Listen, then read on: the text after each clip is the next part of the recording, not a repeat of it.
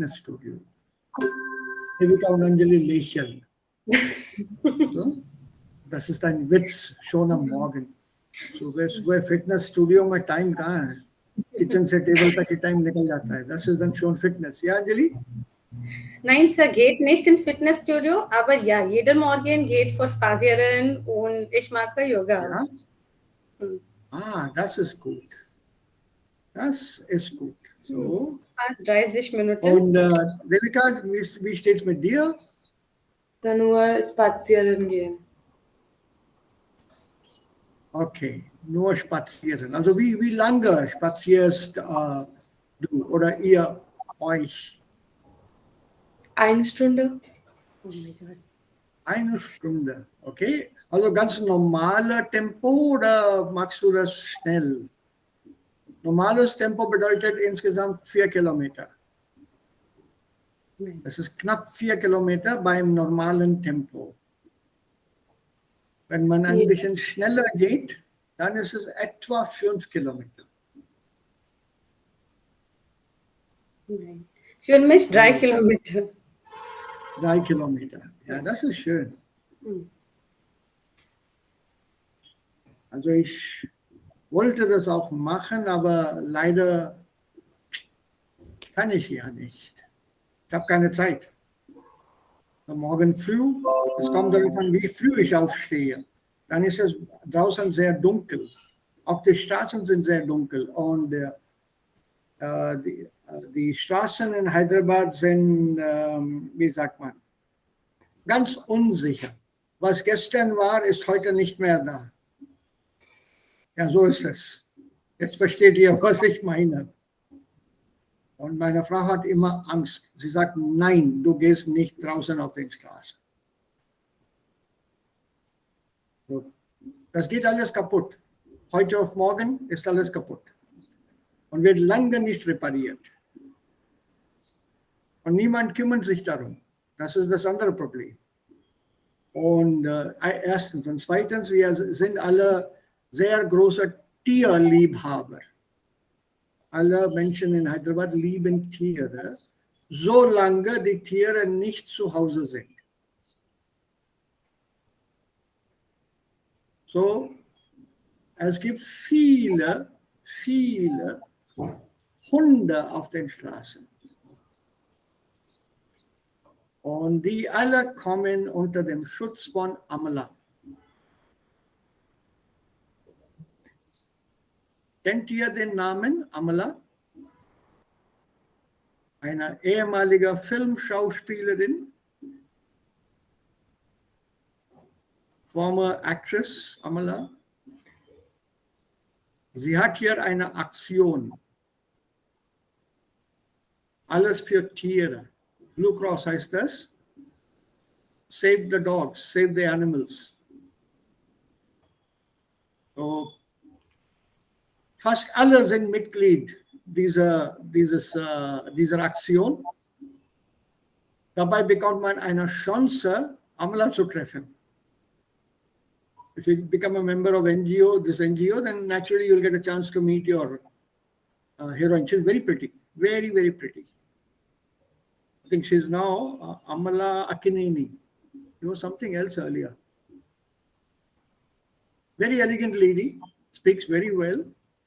Und naja, so ist es auch. So, Hunde gibt es auf den Straßen. Sehr viele. Das ist das andere Problem. So, Jogging ist auch ein bisschen nicht ohne Gefahr. So, ich habe das alles aufgegeben. Ich muss das noch einmal aufnehmen und mal sehen, also wenn ich das machen kann.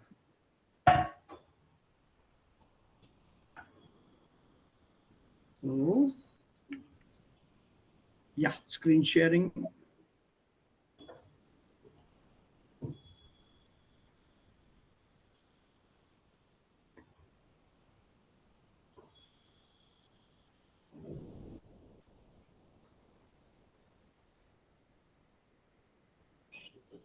Jetzt. Ja, könnt ihr dann meinen Bildschirm sehen, bitte, alle? Yes, sir. Okay, Ja, Chef. so jetzt beginnen wir mit dem neuen Thema Fit für. Also Fit für alles. Letzte Woche sind wir damit fertig, Lektion 6. Ein bisschen bleibt übrig. Also Moment.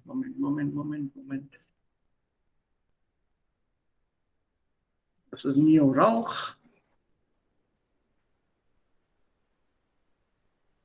Tintenblut von Cornelia Funke. Das ist ein Roman und gleichzeitig auch ein Film. Ja, also diese Innerhalbsachen haben wir dann fertig. Präpositionen mit dem Genitiv. Und das ist im Buch jetzt. Das ist das wieder ein Kunstwerk. Ja.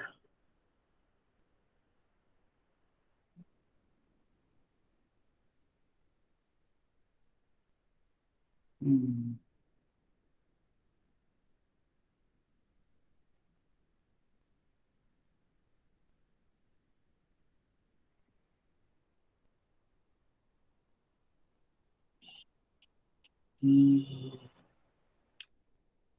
Come on. Ist wieder langsam geworden.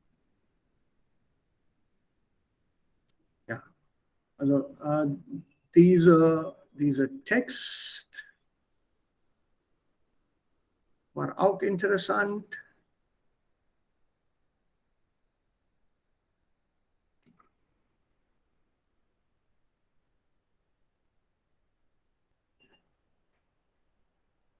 Das war etwa hier. Wo ist denn das hier?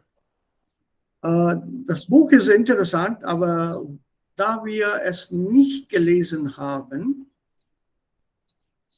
bin ich gar nicht sicher, ob wir das verstehen können. Das ist eigentlich eine Trilogie. It's a trilogy of 3 books. The Think Tank Trilogy heißt das. And the first one is called Tintenblut, and the extract from that is given here. It's basically ein Kinderroman ist das.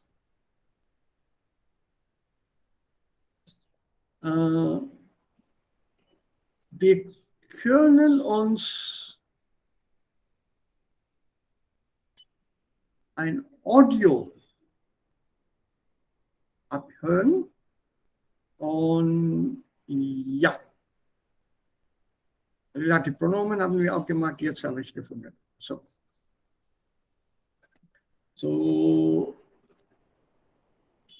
ja.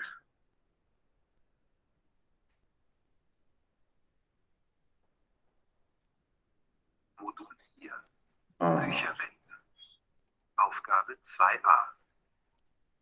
Liebe Hörerinnen und Hörer, ich begrüße Sie und euch recht herzlich zu unserem heutigen Special, in dem wir zunächst der Frage nachgehen wollen, wer ist Cornelia Funke? Papst Benedikt und Formel-1-Weltmeister Michael Schumacher sind vom US-Magazin Time in diesem Jahr auf die Liste der 100 einflussreichsten Persönlichkeiten gesetzt worden. Und auch die deutsche Kinderbuchautorin Cornelia Funke konnte sich auf der am Sonntag veröffentlichten jährlichen Liste des Magazins platzieren. Funke teilt sich die Ehre auch mit Entertainern und Künstlern wie den Oscar-Gewinnern Clint Eastwood, Hilary Swank, Jamie Foxx und Dokumentarfilmer Michael Moore. Und wer ist jetzt Cornelia Funke? Die gebürtige Westfälin hat in 17 Jahren mehr als 40 Bücher geschrieben, darunter auch die humorvolle Geschichte Als der Weihnachtsmann vom Himmel fiel. Ihre Titel sind von Kindern heiß begehrt und werden von Erwachsenen voller Begeisterung vor- oder mitgelesen. Funke wird oft als deutsche Joanne K. Rowling bezeichnet. Cornelia Funke hat etwas geschafft, was in der deutschen Kinderliteratur einer Sensation gleichkommt, den internationalen Durchbruch. Sie selbst kann es immer noch nicht richtig glauben, dass sie plötzlich eine Star-Autorin ist. Vielleicht, so sagt sie, kommt eines Tages jemand und kneift mich und alles war nur ein Traum. 2002 erscheint ihr Roman Herr der Diebe in Großbritannien und Amerika mit großem Erfolg. Und es wird immer besser. Auch mit anderen Romanen erobert Cornelia Funke die Bestsellerlisten im englischsprachigen Ausland. Verkaufszahlen ihrer Bücher dort derzeit unglaubliche 4 Millionen. Mit die bekanntesten ihrer Bücher sind die 3 Tintenbücher: Tintenherz, Tintenblut und Tintentod. Hauptperson der Trilogie ist Maggie, die Abenteuer erlebt, bei denen Personen aus Büchern in die Wirklichkeit herausgelesen werden. Es gibt also 2 Welten: unsere reale Welt und die Bücherwelt, in die zum Beispiel der herausgelesene Held namens Staubfinger zurückkehren möchte. Dafür muss er jemanden finden, der ihn in das Buch zurücklesen kann. 2004 dann der Clou in Funkes bisheriger Karriere. Sie verkauft die Filmrechte für Tintenherz an ein großes amerikanisches Filmstudio, wird Co-Produzentin und zieht im gleichen Jahr mit ihrer Familie von Hamburg nach Hollywood.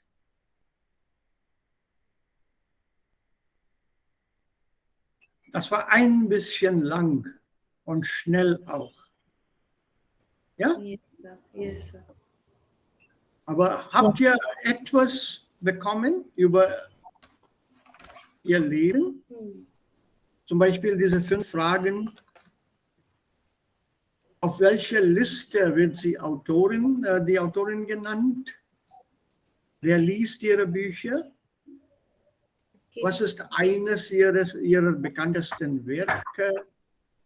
Wo lebt die Autorin seit 2004?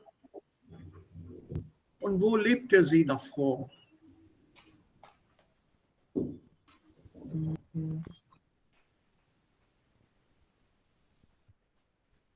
Auf welcher Liste wird sie genannt?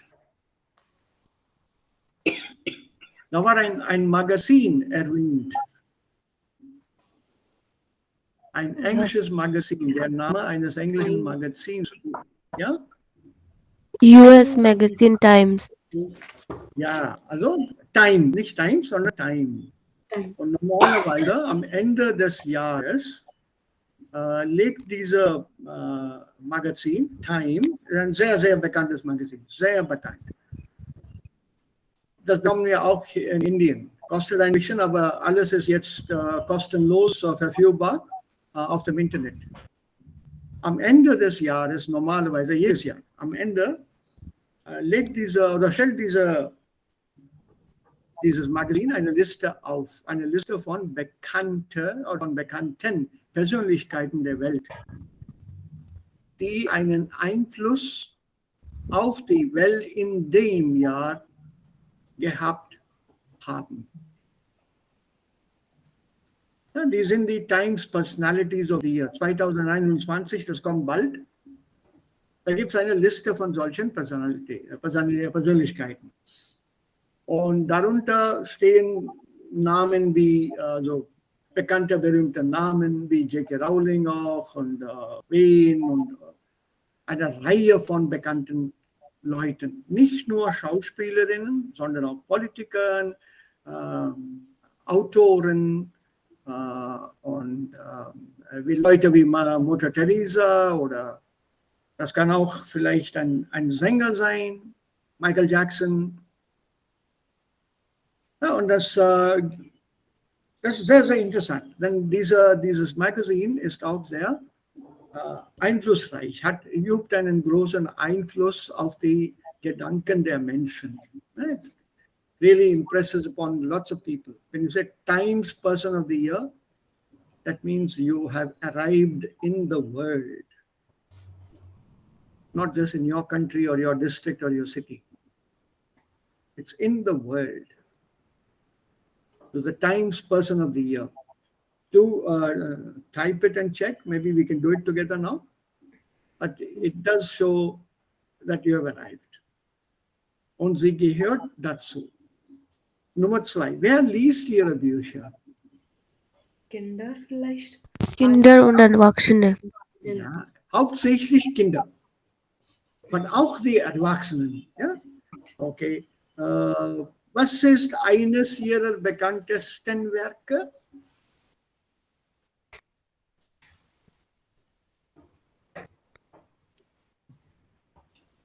Tinterblut. Tintenblut. Man kann auch sagen Tintenherz. Ja, das ist eine Trilogie. Tintentrilogie. Ja, also Tintenblut oder Trilogie bedeutet drei Bücher. Drei Bücher mit den gleichen Figuren. Wie Harry Potter. Harry Potter war die Hauptfigur in 7 Büchern. So not just 1 or 2. So 7 books, all of which had Harry Potter as the main character. So auch hier Tintenblut gibt es auch viele Figuren, aber one of the most well known is Staubfinger. Und sie heißt auch J.K. Rowling von Deutschland. J.K. Rowling ist die Autorin, die Harry Potter Bücher geschrieben hat. Okay. Wo lebt die Autorin seit 2004? Großbritannien, Nein, USA, ja, in den USA, in Hollywood, in Los Angeles.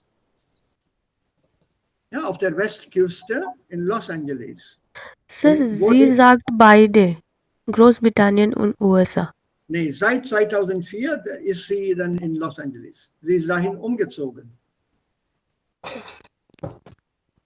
Ja, sie ist da umgezogen. Also Filme werden gedreht und sie ist auch Teil dieser Hollywood-Film, part of the Hollywood film setup.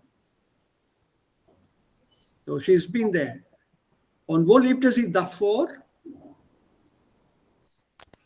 Hamburg, Hamburg, in Hamburg. You have to use the preposition, in Hamburg. That's it. You answered the questions here. Ja, ich spiele das noch einmal and then we'll go across to the next audio to mark out true or false. Modul 4. Bücherwelten. Aufgabe 2a.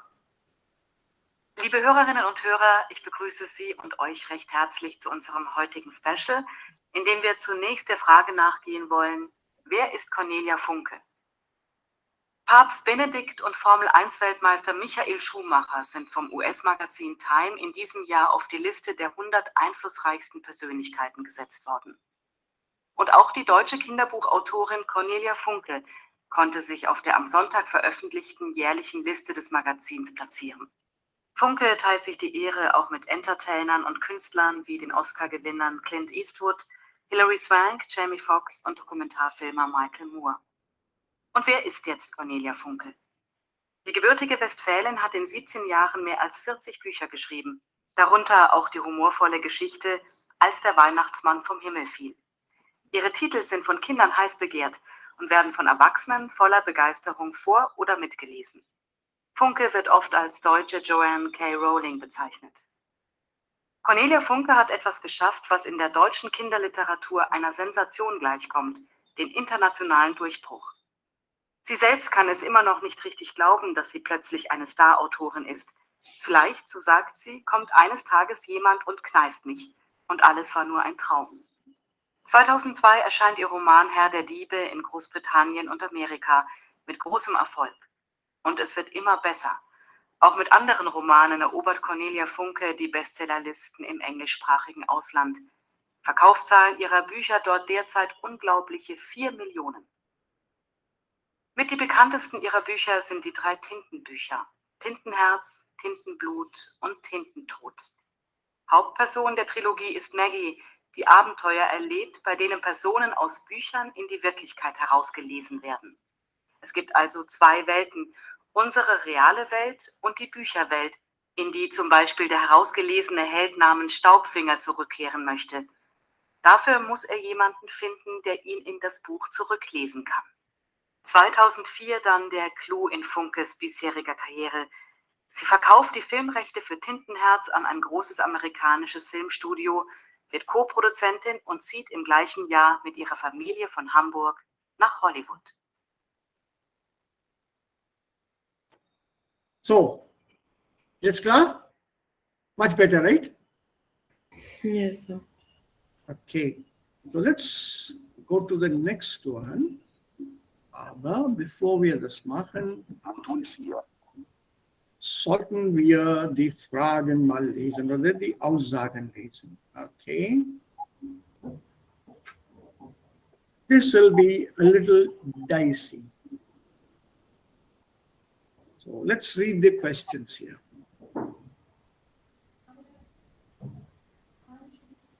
Hmm.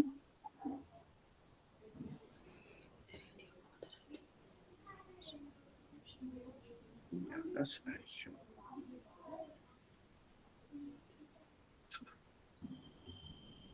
Der Radiomoderator befindet sich in einem Bücherbus der Stadtbücherei Würzburg. Was ist ein Bücherbus der Stadtbücherei?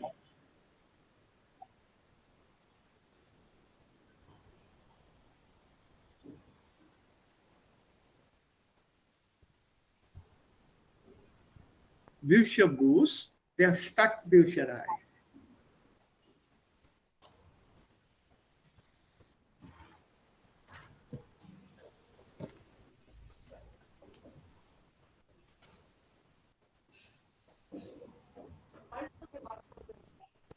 Bücherbus.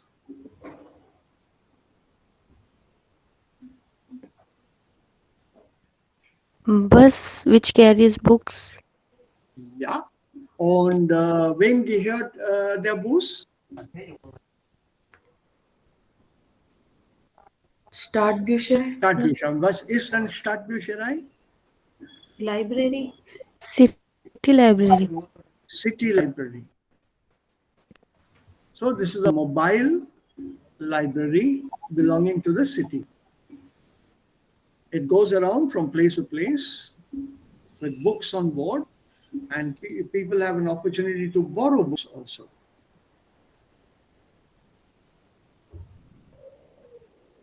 Right? So we have one here as well in the city, Hyderabad.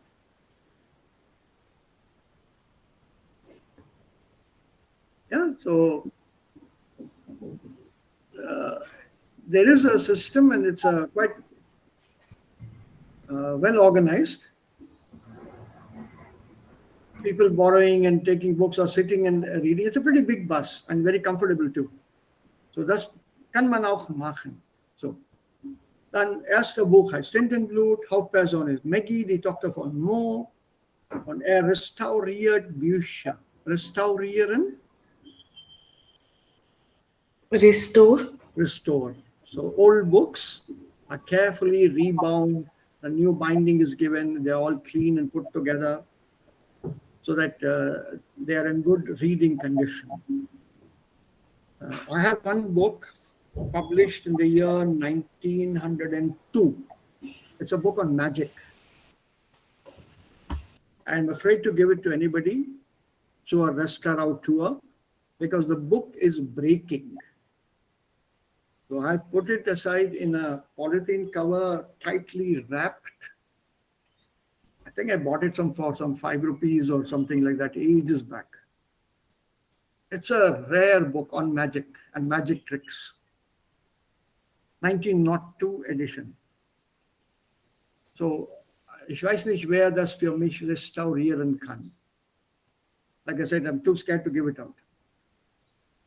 It's one of my prized possessions. So, Mo flüchtet. Was ist flüchten? To escape. To escape, to flee. Bhag jana. Okay. Und will dort ein Buch verstecken? To hide. Hide. So, was gibt er? Eintauchen. Exchange. Nein, das ist Tauschen und das ist Austauschen. Das ist Tauchen.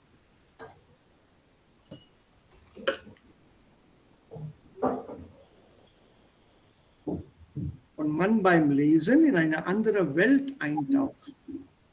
So, eintauchen in das Wasser zum Beispiel. Ah, tauchen. So in eine andere Welt eintauchen. Dive in.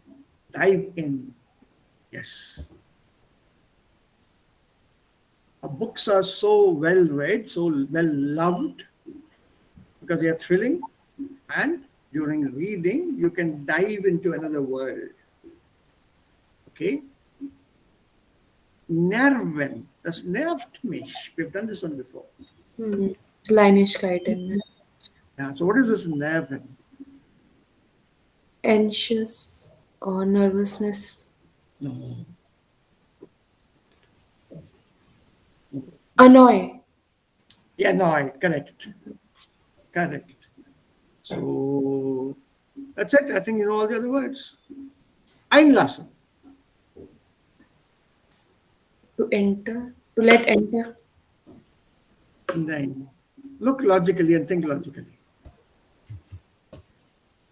Look at the sentence and then tell me what is the meaning. Remember, we don't have too much time when we are doing this in the exam. Der Mann sagt, es war schwer für ihn, sich auf die Geschichte einlassen. To leave. To No? To admit. Hey, to be really interested in, to be really engaged in. Ja, es gibt allerlei Buchliebhaber, Leser. Also was dann einem interessiert, kann auch dem anderen kalt lassen. What interests one can always leave the other person very cold. May not affect or may not be interesting to that person. So, findet es schwer, sich auf die Geschichte einzulassen. So, sich einlassen, to engage oneself, so to get involved in the book, in the story itself. That is sich einlassen. Don't ignore that sich. If you remove the sich, it means to enter, to admit, to let in. This is einlassen. But with that sich, to involve oneself in something. Auf, please don't miss the preposition to. Der Mann sagt, es war schwer für ihn, sich auf die Geschichte einzulassen. So, jetzt. Modul 4. Bücherwelten. Aufgabe 2b. Hallo liebe Hörerinnen und Hörer. Im Rahmen unseres Specials über Cornelia Funke befinden wir uns auf der Suche nach Experten. Genauer gesagt nach Tintenherz- und Tintenblut-Experten. Und die findet man am besten im Buchgeschäft. Also sind wir hier, in der Buchhandlung direkt am Marktplatz in Würzburg. Fragen wir doch zunächst einmal die Buchhändlerin Frau Degner selber. Hallo Frau Degner, schön, dass wir Ihnen kurz ein paar Fragen stellen dürfen. Hallo Herr Rohrer, schön, dass Sie bei uns sind. Frau Degner, sagen Sie mal, im Moment sind ja bei Jung und Alt die Bücher von Cornelia Funke mit den faszinierenden Titeln Tintenherz, Tintenblut und Tintentod sehr beliebt. Tintenherz ist ja der erste der 3 Bände.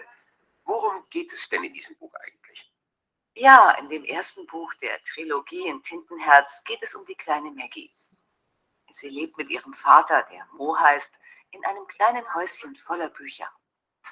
Mo verdient sein Geld als Buchrestaurator und weckt in seiner Tochter schon sehr früh die Liebe zu Büchern.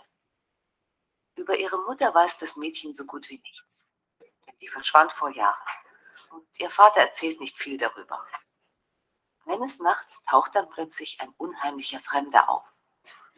Er hat einen kleinen Marder im Rucksack, wird von Mo Staubfinger genannt. In dieser Nacht bekommt es Maggie zum ersten Mal in ihrem Leben mit der Axt zu tun. Und das offensichtlich nicht zu Unrecht. Denn am nächsten Morgen will ihr Vater mit ihr heimlich vor Staubfinger flüchten. Und zwar zu Maggies Tante Elinor. Doch der Fremde lässt sich nicht abschütteln und verfolgt die beiden. Maggie versucht verzweifelt herauszufinden, was gerade geschieht und was das Ganze soll und wer Staubfinger eigentlich ist und was es mit dem Typen namens Capricorn auf sich hat, bei dem die Erwachsenen so oft sprechen. Doch für irgendetwas möchte Mo sie schützen. Und dieses Etwas hat offensichtlich mit dem Buch zu tun, das Mo in der riesigen Bibliothek von Elinor verstecken will. Offensichtlich könnte das Buch das Rätsel lösen.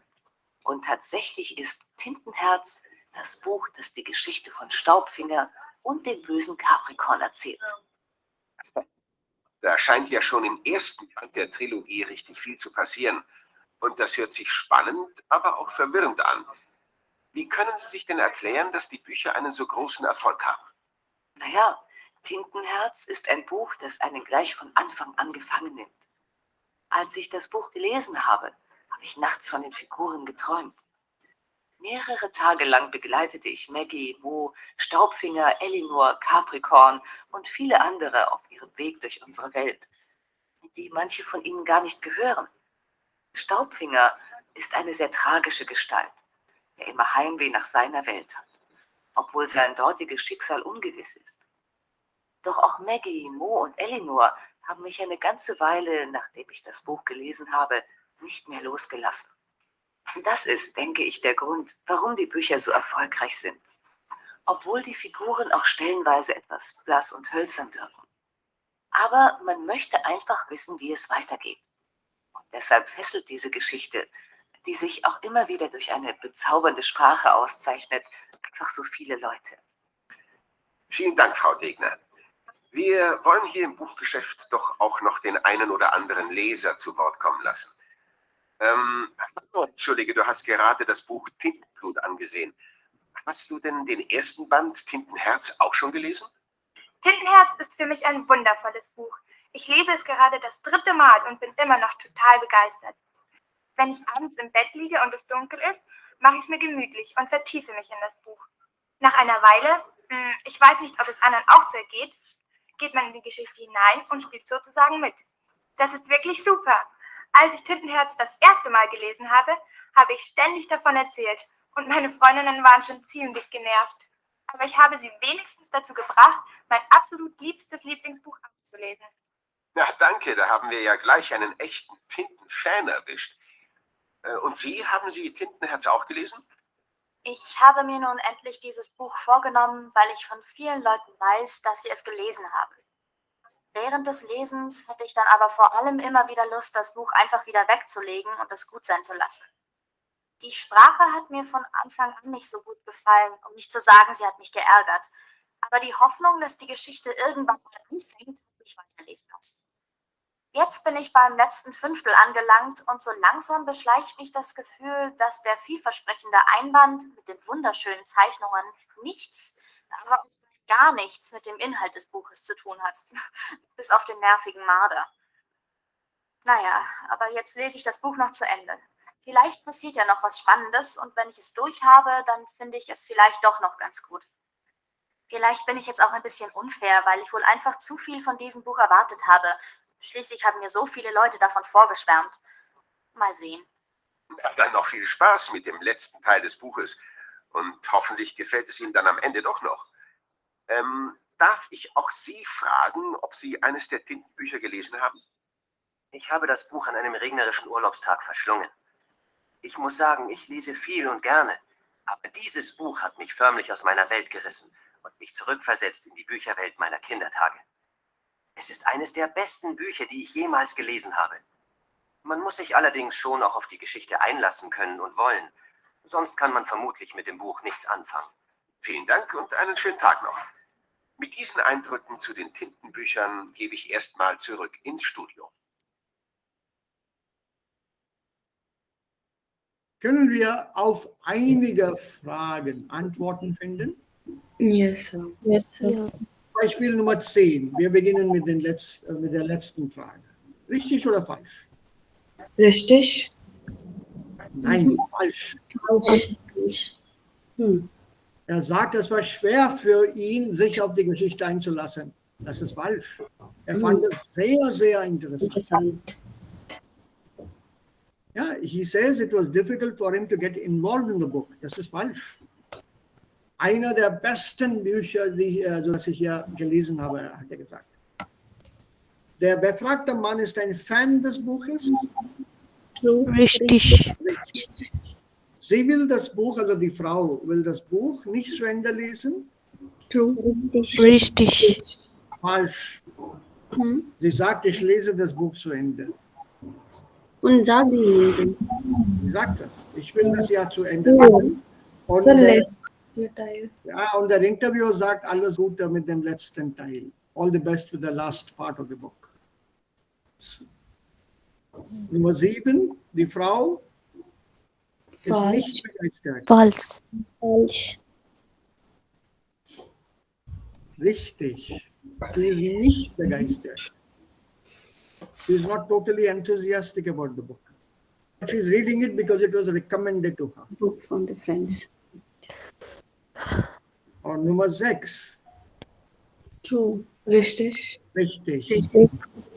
Und die Bücher sind beliebt, weil sie spannend beim Lesen eine andere Welt eintauchen. Also, Richtig.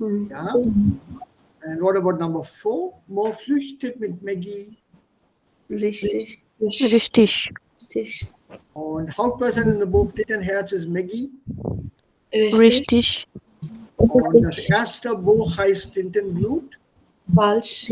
False. Okay. Und der Radiomoderator Falsch. findet sich. Falsch. Wo ist der eigentlich, der Radiomoderator? Marktplatz. Direkt am Marktplatz. Marktplatz. Ja, auf dem Marktplatz in einem Buchladen. Buchladen, correct. In einem Buchladen. Er ist in einen Buchladen hineingegangen und dort hat er die Fragen gestellt. So is in einer Bücherei, you can say if you want to. Die Bücherei, der Buchladen oder eine Buchhandlung. All three mean the same. Okay. Right. So, do you people also have some Kinderbuch, Lieblingsbuch oder Jugendbuch? Oder ein Lieblingsfilm, Kinderfilm oder Jugendfilm?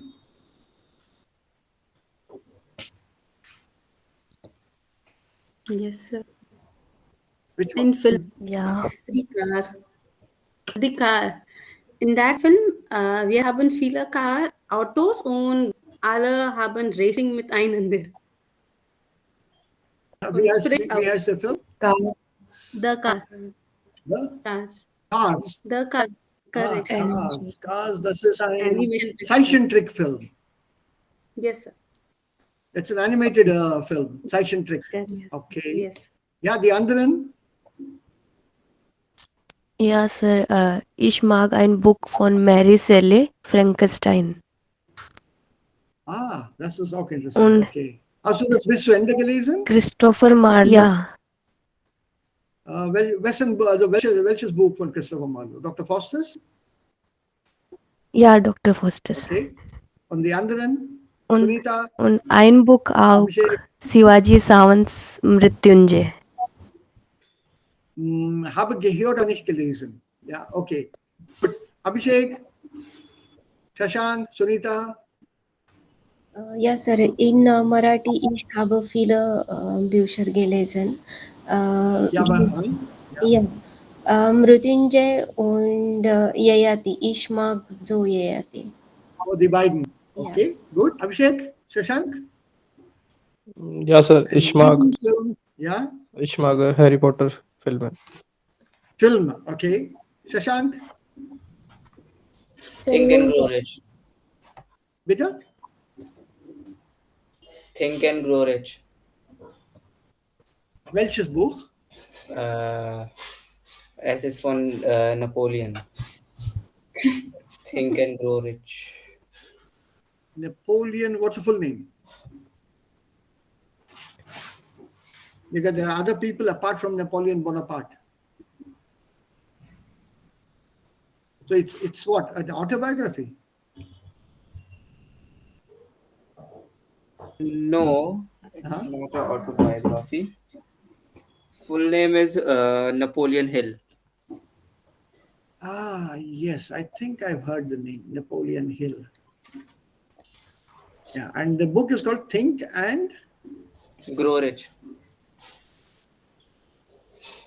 I don't know, but then I'm sure he must be quite rich by now, having written such a book. Huh? So people must have bought it just to see how to grow, just think and grow rich and not work and grow rich. No, actually, it's about a mind. How can we just capture our mind thoughts? How can our thoughts just change the life? Right. Good. every one of you who has mentioned the book, can you summarize that book if such a question were to be asked in just these 3-4 lines like this?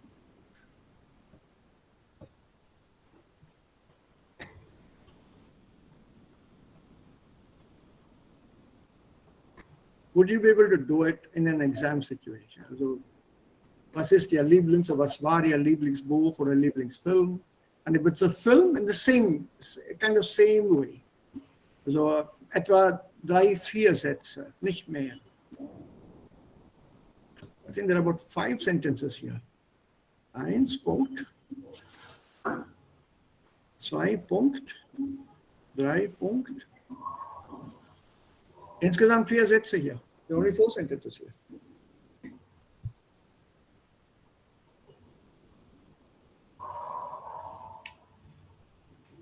So would you be able to do that?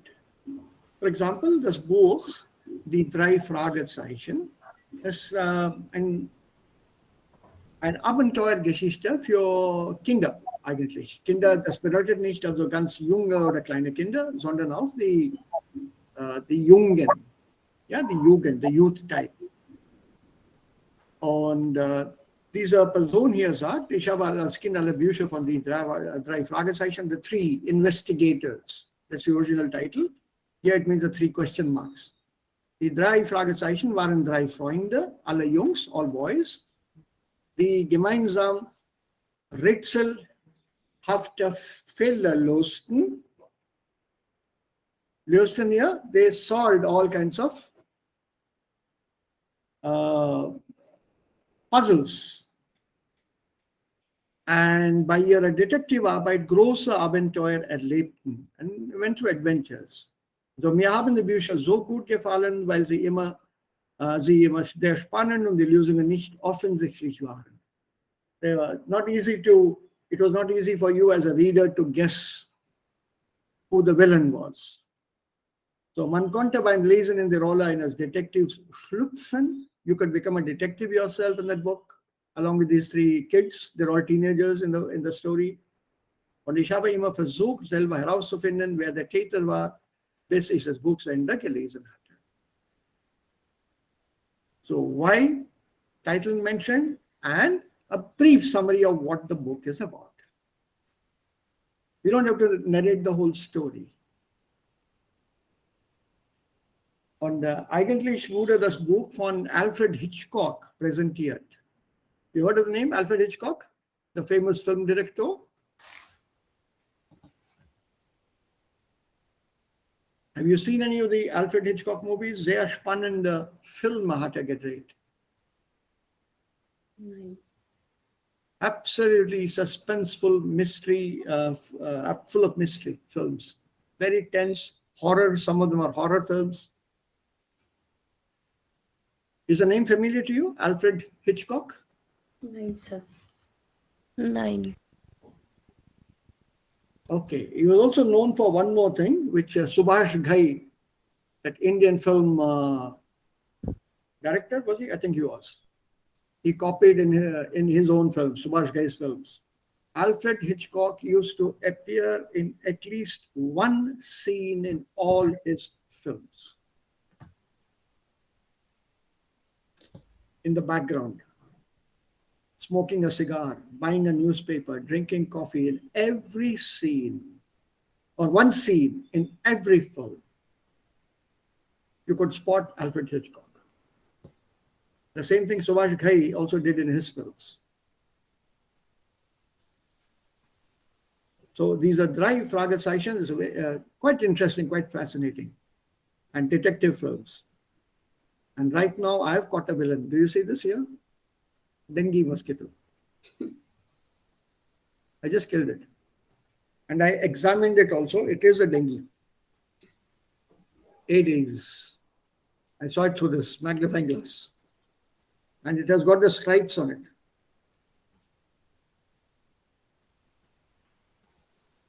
पैर पे भी है, body पे भी है. ये dengue mosquito है.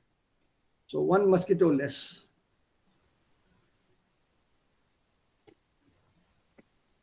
बेरहमी से मारा है, absolutely बेरहमी से.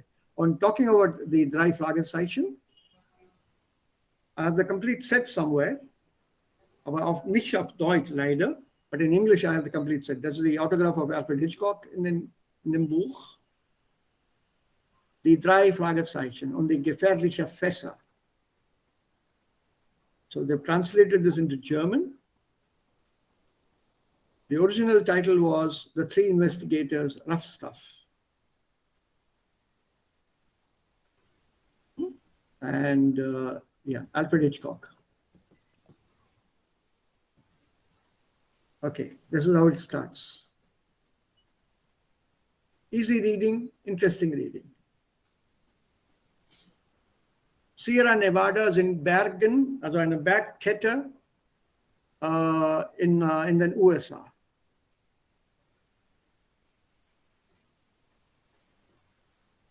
So, liest sich ganz schnell. You can read it fairly quickly, not too many difficult words. You can easily go through this. This is one more. Die drei Fragezeichen und die gefährliche Erbschaft. Yeah. Again from the original is The Mystery of the Dead Man's Riddle. And from there translated into English. And normally Alfred Hitchcock schreibt eine Einführung. This is the three characters here. Justus Jonas, this is Jupiter in English. Peter Shaw and Bob Andrews. These are the three friends who form this three investigators team. So, es war eine Stunde vor dem Abendessen an einem Mittwoch im Frühjahr. Bob Andrews, der für Recherchen und Archiv zuständige Mitarbeiter der drei Fragezeichen, saß in seinem Zimmer in Rocky Beach und verfertigte das Protokoll zum letzten erfolgreich ausgeführten Auftrag. Eine Routinesache. Das Auffinden eines verloren gegangenen Brillantringes für eine gewisse Mrs. Hester. And so on. So it's easy reading. I still read these for fun. And every time there's something new in terms of phrases that I discover here. Okay, so back here. So the text. Prepare such topics for brief interaction with the examiner or your fellow examinee. Maybe that person gets a topic and he or she or you get a topic and you may be asked such questions. So you don't have to go into the entire history and background or whatever. A brief summary, a few words and answer, 5-6 sentences, reicht. Jetzt, Moment, das ist ja sehr, sehr langsam. Okay, so beginnen wir mit der neuen Lektion Fit für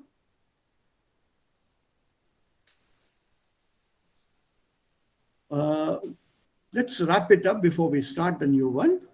Also wir bringen diese Lektion zu Ende. Can you give me a sentence with these Präpositionen? Innerhalb eines kurzen Zeitraums. Ja, was kann man hier sagen? Um den Satz hier vervollständigen zu lassen. Oder zu vervollständigen. To complete the sentence. How can we complete it? Innerhalb eines kurzen Zeitraums.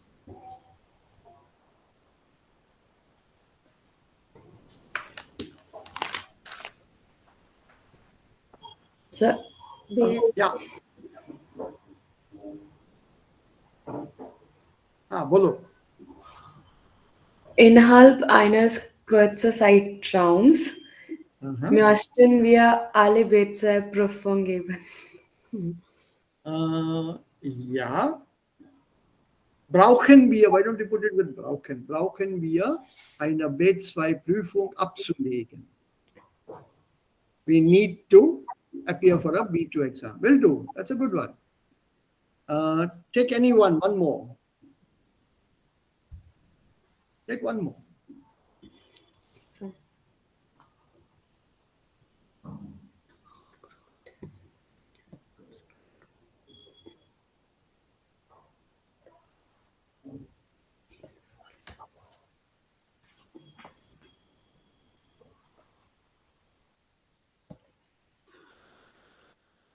In Folge, Nummer 3 vielleicht, that's easier. Die sind alle mit Genitiv. Remember? Correct.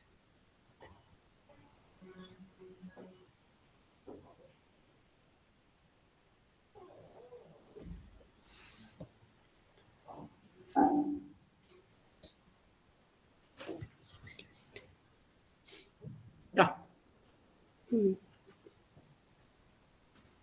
In Folge Genitiv. So we lautet der Genitiv hier. In Folge. As a result, in Folge dieser Globalisierung Ja. werden Eis schmelzen. No, it's not because of globalization. It's because of global warming. This is globalization. It's not global warming. So infolge der Globalisierung. Infolge der Globalisierung infolge der Globalisierung arbeiten wir weltweit. Ja, arbeiten wir weltweit. Can you you have to reformulate that, Babita. Ein bisschen umformen.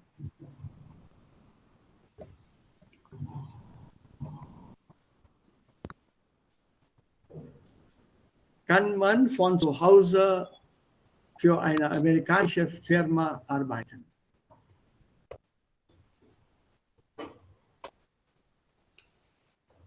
Right, for example.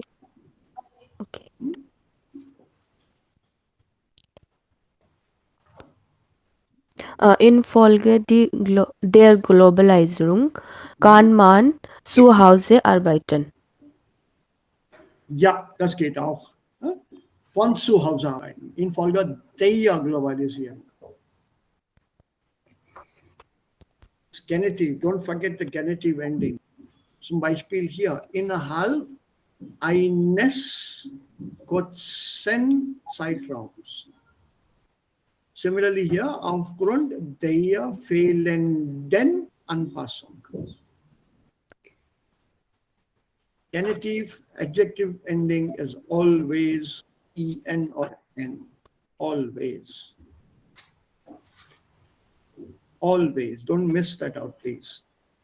Trotz der größten Anstrengungen wegen der fehlenden Schrift angesichts des fortschreitenden Sprachensterbens. So das. So des plus s at the end, and in between the adjective will take an n ending. Be careful here. And I thought I'll skip this, but let's do this then. I thought this was an easy exercise. So, ja, Relativsätze im Genitiv brauche ich. So, der Sprachforscher David Crystal untersucht das Sprachensterben. Seine Bücher sind sehr bekannt. So, seine Bücher. Wessen Bücher? Von David Crystal. Also, der Sprachforscher David Crystal, Komma. Then comes the Nebensatz mit dem Relativpronomen. Dessen Bücher sehr bekannt sind, Komma, und dann kommt der Hauptsatz. den Rest des Hauptsatzes. So now you have to check. Die meistgesprochene Muttersprache in Europa ist das Deutsche, seine Verbreitung etc. etc. So Deren. Dessen. das, Das Sprache. Dessen. so what should be the sentence? Die meistgesprochene Muttersprache in Europa ist das Deutsche, dessen Verbreitung als Wissenschaftssprache hat allerdings in den letzten Hello. Dessen ist ein Heart Nebensatz. Amande. Dessen Verbreitung als Wissenschaftssprache allerdings in den letzten Jahren abgenommen hat. Ja, das ist richtig. Careful, Relativsätze sind Nebensätze. Watch it. Yes. Nebensatz, konjugierte Verb am Ende. Okay. Englisch ist die am Internet, also im Internet am meisten verbreitete Sprache. Seine Dominanz schrumpft allerdings durch den Trend der zur Vielsprachigkeit. Seine. Deren. Dessen. Deren. Oh, wait. What are you qualifying? Sprache. Sprache ist feminine. This is seine Dominanz, please. Seine.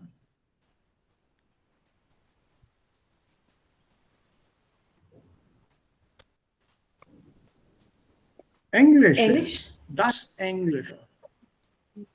Das Deutsche. Dessen.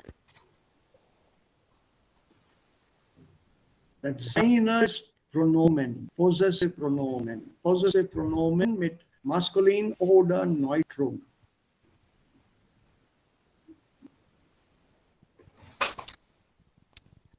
Remember, the sign possessive is either with er oder es. Das Kind dort ist 5 Jahre alt. Sein Vater ist Wissenschaftler. Der Junge dort ist 15 Jahre alt. Sein Vater ist auch Wissenschaftler. So both for Junge, boy, and Kind, neuter, the possessive pronoun is sein.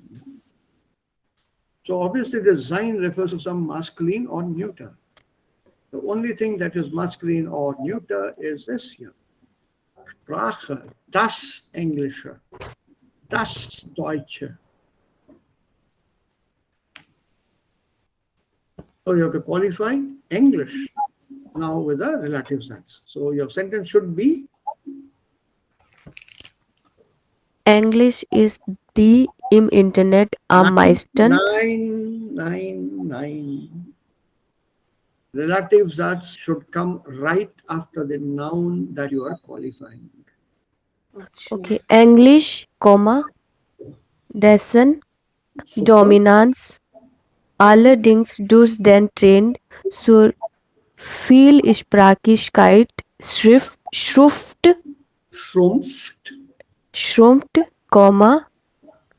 ist die im Internet am meisten verbreitete Sprache.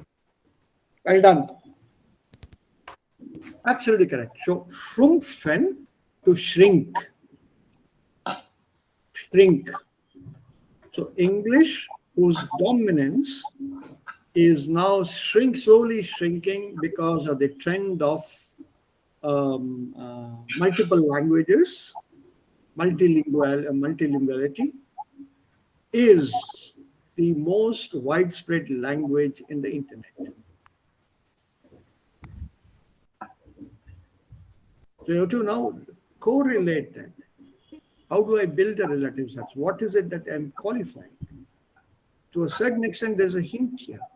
You will find here possessive pronouns. Why should there be possessive pronouns in all these sentences? because we are expressing a relative Satz with genitive. And the genitive case shows possession. The cap of the pen. Possession. The father of the child. Possession. Unless you have this possession, you cannot form a relative Satz in genitive. So in all these sentences that you have here, there is a possessive pronoun. You have to now search for the connection.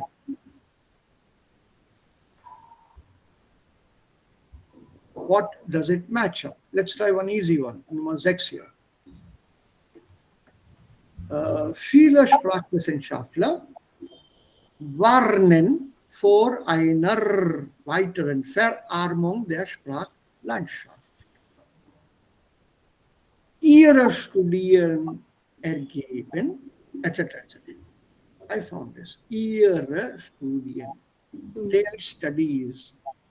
Whose studies? Wissenschaft. Their studies. Now you found the word. So form the relative Satz now.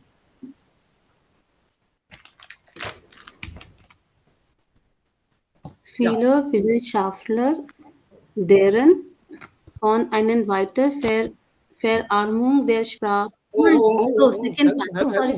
Yes, correct. Viele Sprachwissenschaftler, deren Studien ergeben, warmen von einer weiteren. Hey. फिर दास आएगा sir पहले. पूरा आएगा वहां पे. Outside तो नहीं छूना है अभी. Okay. How can you touch the out? देखो outsides को तुमने तोड़ा है उसको. Have you completed your Nebensatz? नहीं. तो उसको पूरा करो ना पहले. Viele Sprachwissenschaftler, deren Studien ergeben, dass in 100 Jahren nur noch ein Drittel der gegenwärtigen Sprachen existieren würden, warnen von einer weiteren Verarmung der Sprachlandschaft. That's it. Many experts, language experts, many linguists whose studies have shown, ergeben to yield, to give results, that in 100 years, only a third of the current languages will exist, a warning of a further impoverishment of the language scene.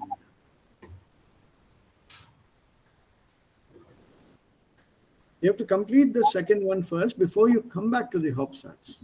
So many linguists whose studies have resulted or are showing that in 100 years, only a third of the current languages will exist, are warning about a further decrease or fall on the language scene, that many more languages will die out.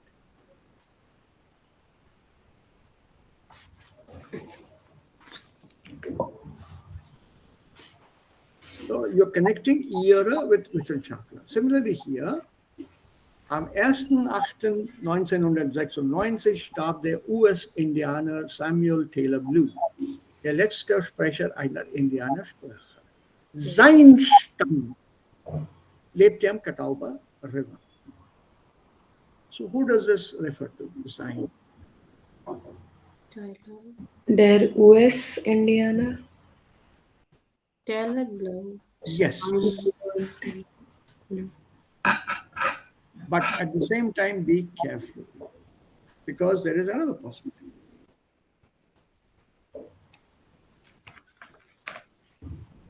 Because that has already been qualified. Samuel Taylor Blue has been qualified with letzter Sprecher.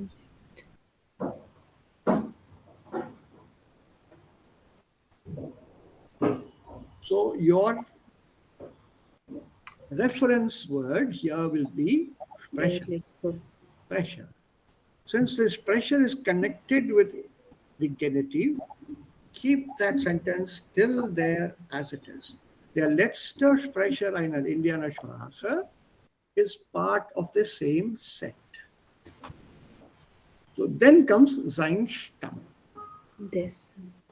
So what should you say here? Dessen, then. Who would like to try this? Abhishek, Sunita? They haven't even spoken yet. Shashank?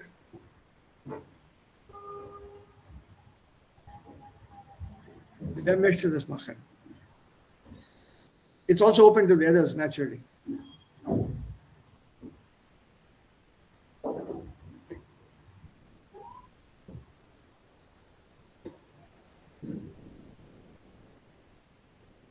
Yeah, can you form the sentence?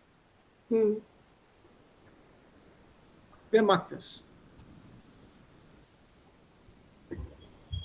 Okay. Ich probiere es dann. Ja, okay.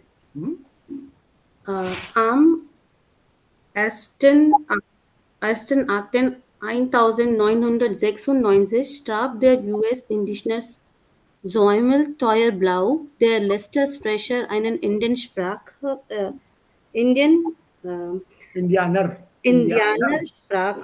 dessen Stamm am Catawba River lebte.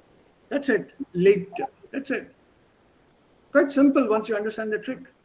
So wir können dieses auch formulieren, dass der letzte Sprecher einer Indianersprache, dessen Stamm am Catawba River lebte, am 1.8.1996 starb der US-Indianer Samuel. No. This der letzter Sprecher is a relative Satz. It's connected to this. It's an expansion of the sentence.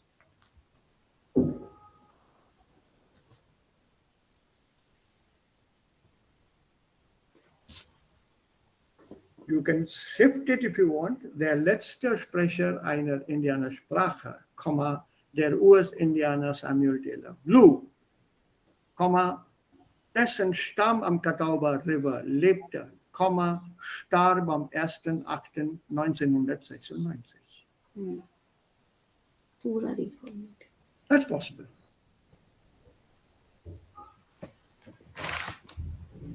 Take this one here. Der letzte Sprecher einer Indianersprache, der US-Indianer Samuel Taylor Blue, dessen Stamm am Catawba River lebte, starb am 1.8.1996. Even the break that you give has to be logical. The last speaker of an Indian language, the US Indian Samuel Taylor Blue, whose tribe lived alongside the Catawba River, died on the 1st of August, 1996.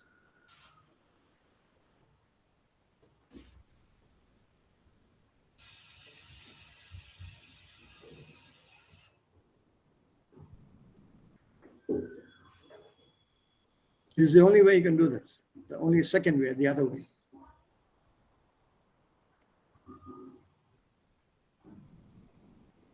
Any questions here? If not, then let's go to the last one here. Okay. Eine neue Gefahr für die Vielfalt stellt die Globalisierung dar. Darstellen to present. A new danger for the multitude or for the multiplicity is presented by the globalization. Its effects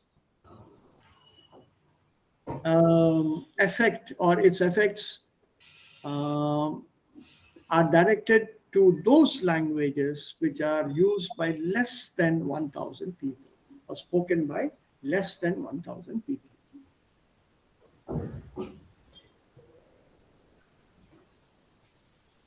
So when you say ihre Auswirkung, who does this ihre or what does this ihre refer to?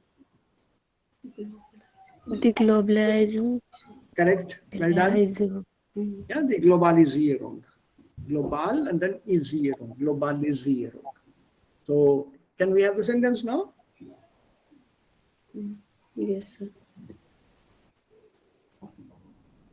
Yeah. Huh? Eine neue Gefahr für die Vielfalt stellt die Globalisierung dar, deren Auswirkung von vor allem jene Sprachen, die weniger als 1000 Menschen benutzen, treffen. Komma, treffen. Treffen. Comma, then treffen. See, we are using another relative Satz here. So that benutzen is for this relative Satz, whereas for the other relative Satz, your verb is treffen. So either you connect it there and then continue with this, or split it. Or split it. Let's take this sentence a moment. So let's take this here. I've still not completed. I was working on it. So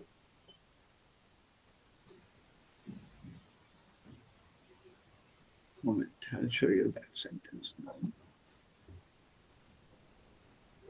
Come on, move.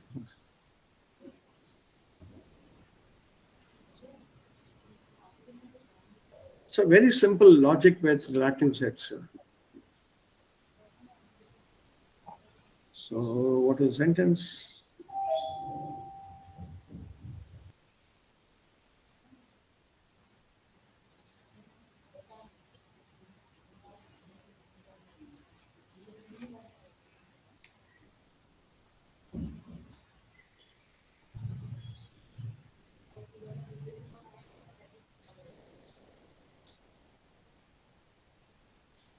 Ja. Auswirkungen vor allem okay.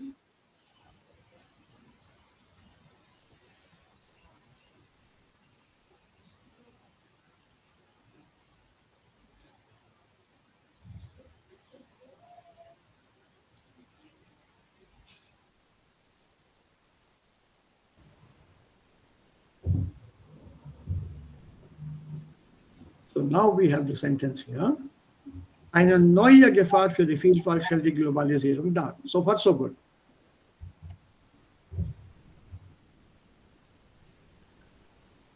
Deren Auswirkungen vor allem jene Sprachen treffen, die weniger als 1000 Menschen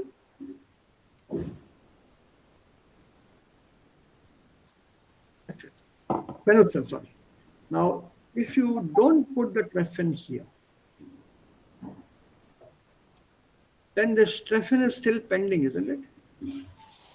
Yes, sir. So, since this relative Satz already has this verb, you can't put it here. So, comma, it's a treffen. So, this treffen now refers to this one.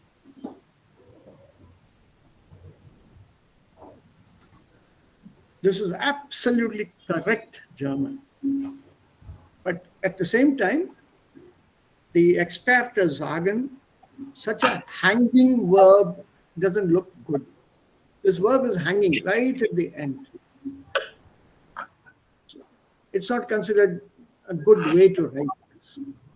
So was sie normalerweise tun?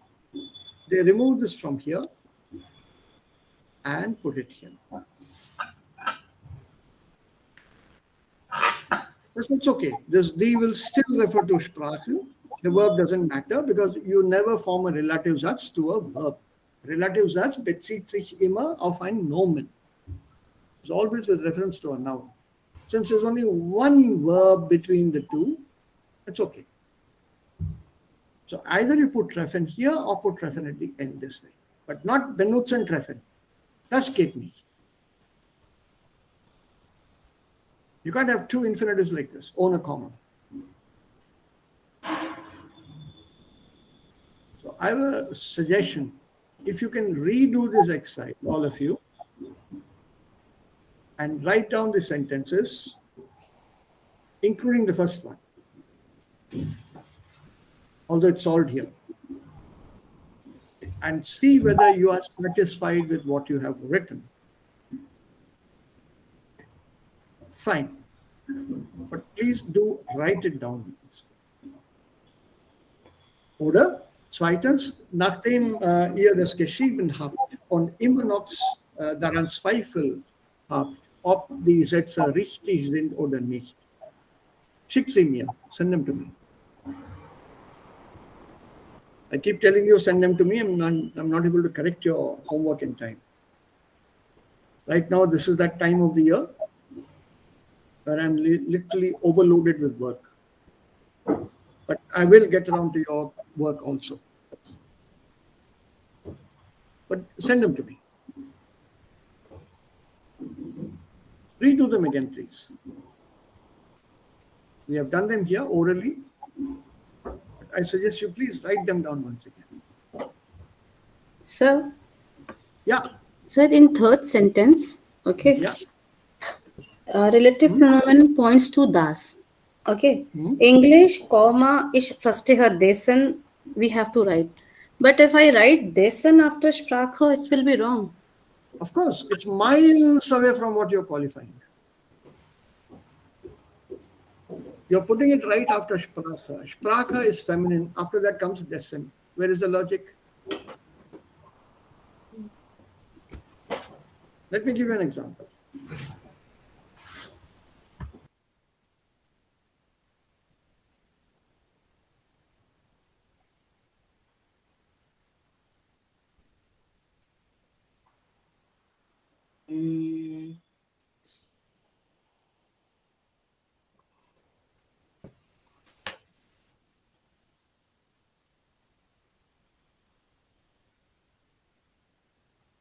Does it make sense?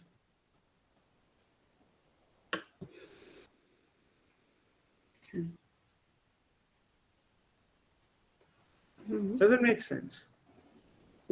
Doesn't make sense, but हाँ, I can identify कि वो किसको refer कर रहा है. But does it make sense? नहीं. Okay, ठीक है, मैं इसको तोड़ देता हूँ. There are I'll make it even more confusing.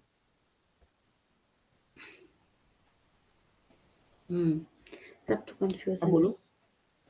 I don't know.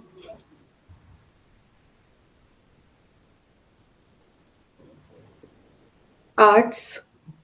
But वहाँ पे भी आइनन है ना. But किसके है? हाँ, ऐसा.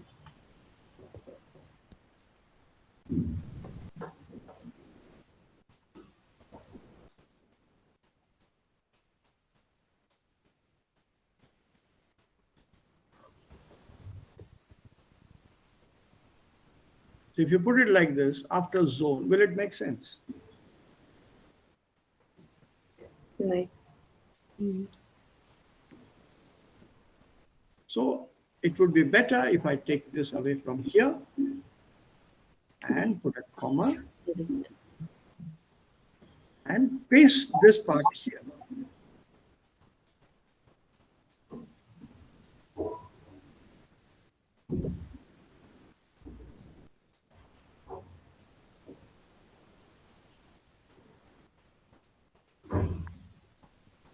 Now it's clear. This is the reason why they put the relatives as right next to the noun that you are qualifying. Okay.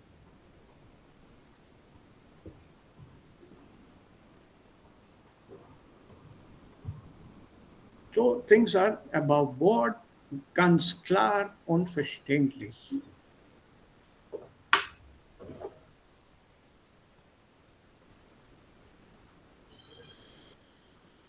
And do you still have that handout that I gave you on relative Sätze? Read the first two lines. Read the first two lines at the top of the handout. Ein Relativsatz steht normalerweise gleich, it says that gleich hinter dem Nomen, das qualifiziert wird. right next to the noun that you're qualifying. Try to put it there. You will make fewer mistakes. If you have such ambiguous sentences, you're lost.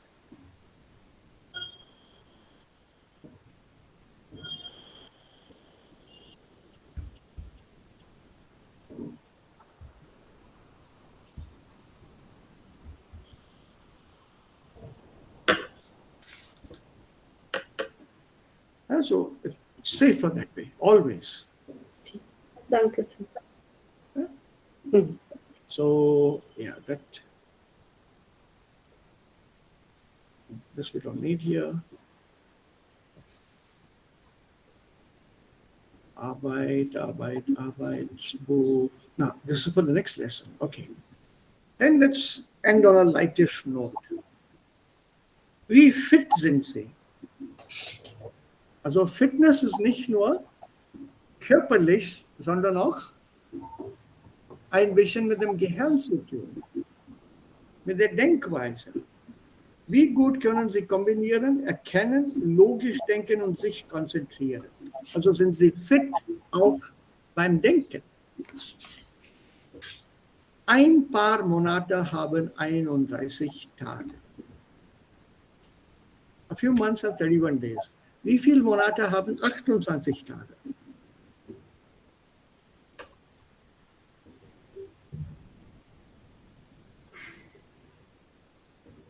Eins. Alle Monate auch haben 28 Tage. Abhishek, alle Monate. Ja. The question is, how many months have 28 days? All of them have 28 days. How many months?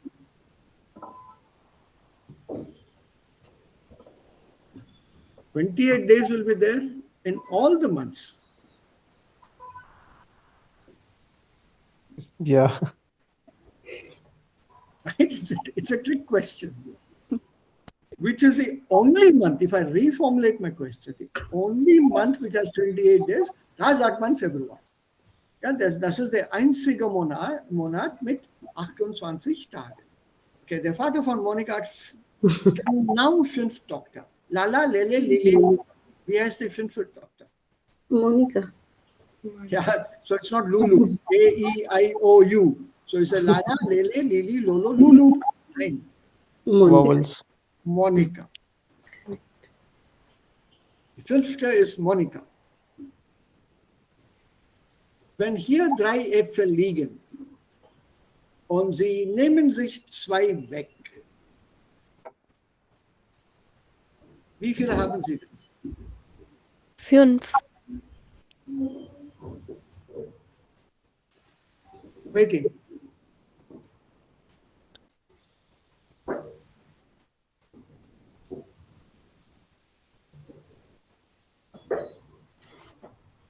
Dry की dry? Dry. हाँ, dry.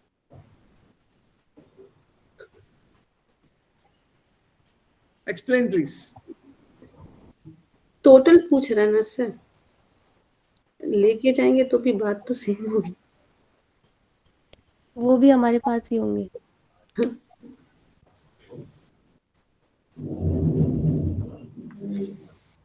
हाँ? बोलो, fit für Denken? Spazieren gehen ist okay. Yoga tun ist okay. Gymnasium ist okay.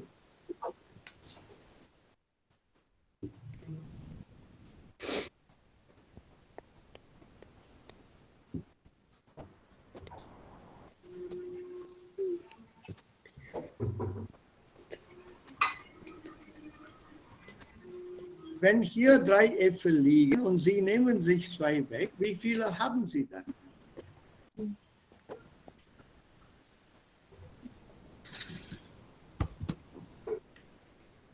Zwei. 2 ist richtig. What is the catch here, Devika? Well done. Sir, wie viele haben Sie? Sie is here. Yes. The question is, यहाँ कितने रह गए, not कितने रह गए. आपके पास कितने हैं? 3 हैं, आपने 2 लिए तो आपके पास कितने हैं? It is not easy to put this in Hindi as you can do it in German and English so easily. There are 3 apples lying here and you take away 2. How many do you have? Normally people think how many do you have refers to what is left behind and not with what you have in your hands. So Sie nehmen sich 2 weg und wie viele haben Sie denn? Oh, ich habe 2.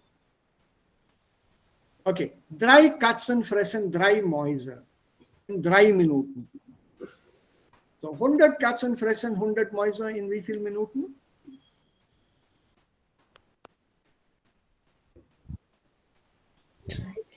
Drei Minuten. Ja, in 3 Minuten natürlich, not 100. Same amount of time. This is really very nice question of logic. It's very easy to mislead people through formulation of the sentences. Ein Bauer hat 17 Schafe. Alle bis auf 9 sterben. Wie viele Schafe hat der Bauer? 17. 17. Alle bis auf 9.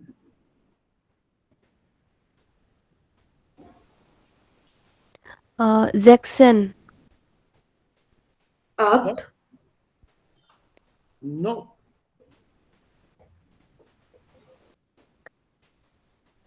Ich denke. Sechsen. Nein.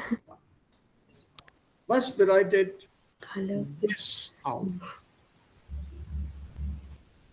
Alle bis auf.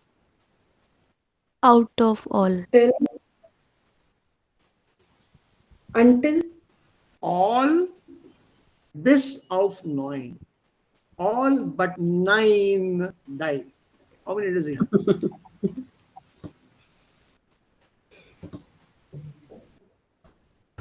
All but 9 die. हाँ 8 हो जाएंगे. 9. All but 9 मतलब 9 बचे 8 मर गए. Alle bis auf, that means up to 9 did not die. बाकी मर गए. बचे कितने? 9.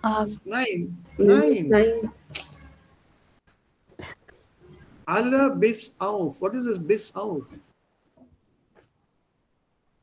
If I say alle bis auf Raja war da, मतलब कितने absent हुए? 1. All but 1 were present. तो absent कितने थे? 1. 1. All but 1. So all but 9 died. मतलब मरे कितने? 8 ना? तो अब उसके पास है कितने? 9. So bis auf shows a cutoff and a Ausnahme, an exception. All but.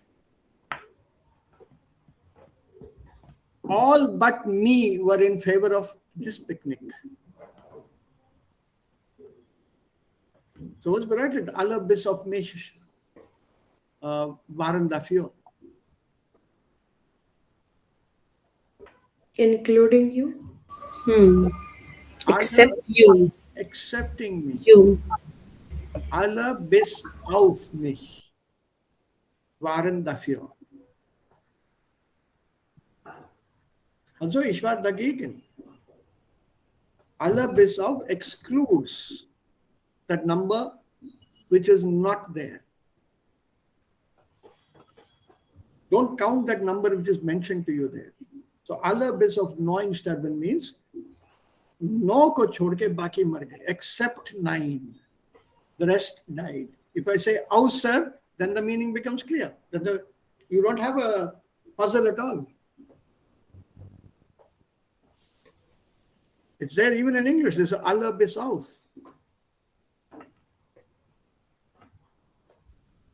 सबको छोड़ के 9, बस 9 बचे, बाकी सब गए। एक को छोड़ के बाकी सब आ गए।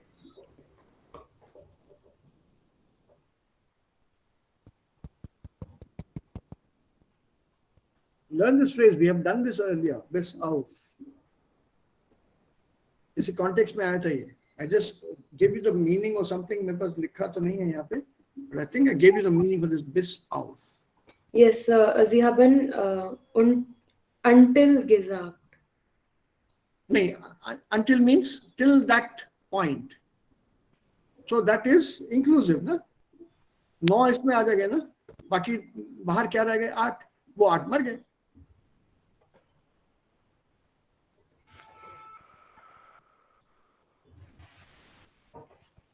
So until the last Schüler kommt, fährt der Bus nicht weg. So if I put it as until, I have a cutting off limit here. So the last one has not yet come. So until the last one comes, the bus will not leave. So आखिरी वाला भी आ जाएगा तो ही बस चलेगी. Also as I shown, say nur, der Bus muss wegfahren. Ja, aber alle bis auf 1 oder alle bis auf Michael sind da. So, Michael को छोड़ के बाकी सब आ गए. Michael के अलावा, Michael के सिवा बाकी सब आ गए. So bis auf. Ich lese auch einen Satz. Im Deutschen ist die Wortstellung im Satz bis auf die Position des Verbs relativ frei. Ja. Hier haben Sie gesagt until that. Yeah, so position of the verb के सिवा बाकी सब जहां जी में आए लगा सकते हो. Verb second place पे रहेगा या last में रहेगा. So bis auf die Position des Verbs. Verb के position के अलावा बाकी सब kann man beliebig in einem Satz stehen lassen. Morgen bin ich um 7 Uhr. 7 bin ich morgen. Mit meinem Freund bin ich morgen um 7 Uhr. Ohne Gepäck bin ich mit meinem Freund um 7 Uhr, etc. etc. Verb second place. बाकी सब जो जी में है, जहाँ जी में है लगाओ.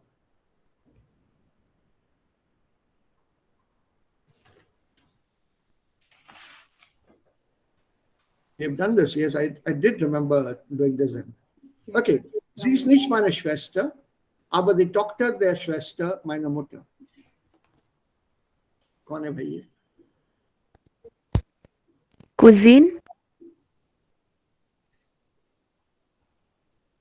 She is not my sister.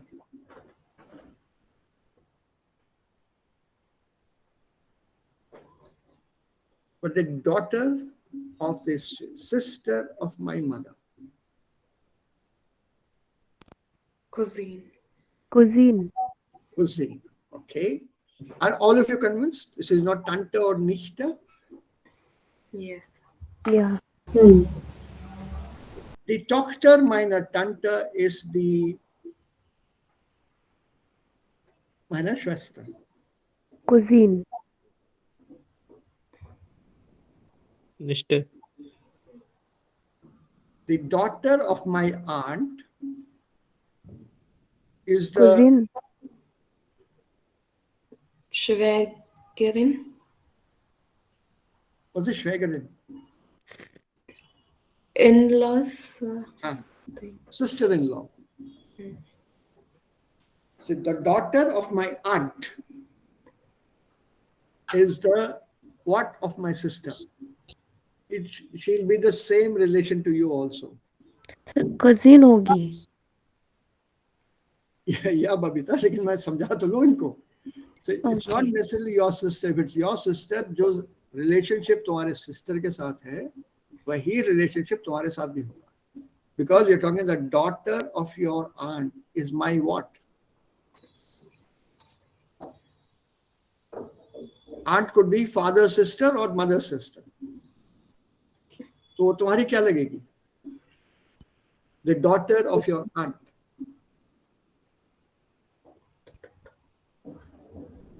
मौसी की लड़की या फिर बुआ की लड़की, क्या लगेगी तुम्हारे? Sister. कजिन सिस्टर ही होती है वो. Cousin. Sister नहीं होती. Sister is only for blood relation. Okay. Blood in the sense, same parents. जो तुम्हारे पेरेंट्स हैं उसके भी वही पेरेंट्स होंगे तो ही श्वेस्टर कहते हैं. Die Mutter dieses Mannes ist die Schwiegermutter meiner Mutter. Where is the man?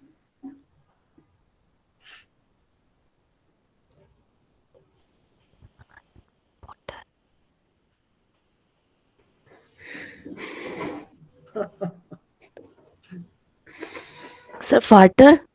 Vater is richtig. Das ist richtig, Babita. I think ये तुम घर पे बहुत खेली हो ये गेम.